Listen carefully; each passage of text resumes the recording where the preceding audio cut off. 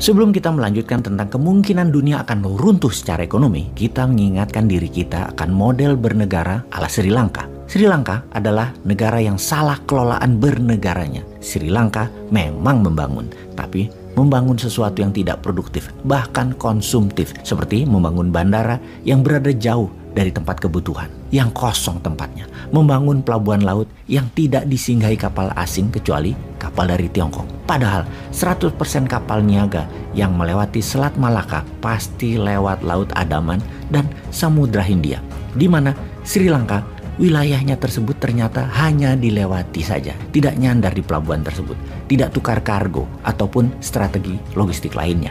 Bandara kosong dibangun jauh dari yang membutuhkan transportasi udara, yaitu dibangun di kampung halamannya Presiden dan Perdana Menteri Sri Lanka yang kakak adik, kampungnya Raja Paksa. Sri Lanka bernegaranya dicampur dengan kebijakan yang menguntungkan bisnis pejabat, membuat peraturan dengan membungkus kekuasaan kesannya untuk rakyat, padahal tidak. Bernegara hanya membuat harta berputar di kalangan pejabat dan keluarga pejabat, yang dalam hal ini mereka adalah keluarga dan kolega Raja Paksa. Fakta di lapangan, Sri Lanka sekarang krisis ekonomi negaranya.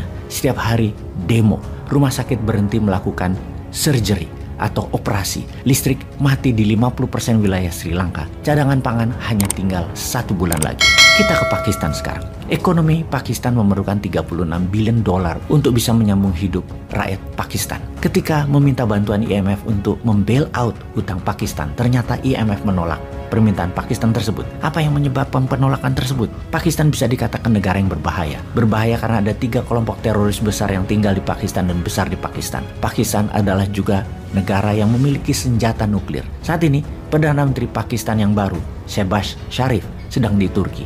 Tujuannya satu, survival of the Pakistan nation. Pakistan memerlukan cash untuk membayar kewajibannya sebesar 36 billion dolar. Pakistan desperate, namun sejauh ini tidak ada yang membantunya. Apakah Pakistan menjadi Brazilnya Amerika Latin di krisis ekonomi di tahun 80-an seperti Meksiko bangkrut? Meksikonya sekarang adalah Sri Lanka. Pakistan cadangan devisanya tinggal 10 billion dolar yang hanya bisa untuk biaya 2 bulan negara Pakistan. Minta bantuan IMF ditolak. Juga karena IMF meminta Pakistan merubah strategi keuangan bernegaranya terlebih dahulu, yaitu cut cost, lebih efisien, mencabut subsidi BBM dan listrik, naikin pajak, swastakan 2 bank negara. Bank tersebut untuk jadi swasta karena selama menjadi bank BUMN inilah ladang korup. Melepas dukungan kepada kelompok teroris Taliban, ISIS, dan Al-Qaeda yang total sekitar ada 40.000 pasukan teroris bersenjata tersebut di sana dan mengusir keluar dari Pakistan. Pakistan harus bukan lagi teroris safe haven. Solusi yang dicoba Pakistan kemudian yaitu menerbitkan surat hutang atau bond. Ternyata tidak ada juga yang membeli. Lalu Pakistan merapat ke friendly country yaitu Tiongkok sebagai negara pemberi hutang proyek terbesar Pakistan dan ditolak juga sama Tiongkok. Kemudian merapat ke Saudi Arabia serta ke Uni Emirat Arab, juga ditolak. Syarat negara sahabat itu hanya satu, kalau disetujui IMF mereka baru bantu. Kita rincikan lagi sebenarnya apa sih aslinya kenapa negara-negara nggak ada yang mau bantu Pakistan. Karena kebiasaan buruk dari negara Pakistan itu. Pakistan itu dalam 20 tahun terakhir sudah di bail out 22 kali dan memang parah ngelola negaranya. Untuk yang nomor 23 kali ini semua mundur, ambiar itu Pakistan mengikuti jejak Sri Lanka. Sekarang kita ke Argentina. Inflasinya mencapai 50% dalam 6 bulan ini karena mahalnya impor BBM dan pangan. Kemudian menghadap IMF untuk minta pinjaman 45 billion dolar. Juga belum diberikan. Di saat yang sama, El Salvador dan Peru sama nasibnya dengan Argentina. Inflasi di atas 35%. Dan 4 bulan ini pengangguran terburuk dalam 10 tahun terakhir. Ke negara sub-Sahara Afrika sekarang. Kenya memerlukan bailout 70 billion dolar. Ghana memerlukan 45 billion dolar untuk membailout. Juga Afrika Selatan. Kita ke Turki. Inflasi Turki mencapai 70% dalam kurun waktu 12 bulan ini. Mata uang lira Turki turun 30% dalam 12 bulan ini. Dari data ini semua, World Bank memprediksi setelah Sri Lanka akan ada 12 negara lagi yang ambruk seperti Sri Lanka di tahun 2022 ini karena tidak bisa membayar kewajiban hutang.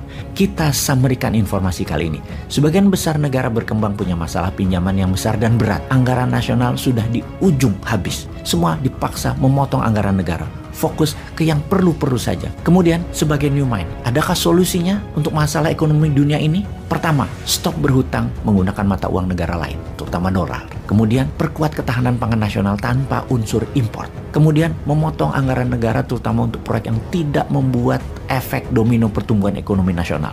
Jangan lagi mengambil pinjaman asing dan membangun tanpa mengaktifkan kekuatan ekonomi nasional yang ikut membangun.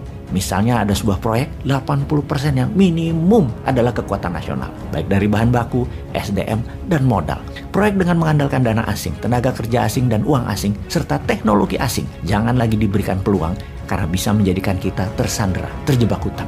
Sungguh, krisis hutang ekonomi bisa menyebabkan krisis keamanan, krisis pertahanan, dan krisis kedaulatan negara.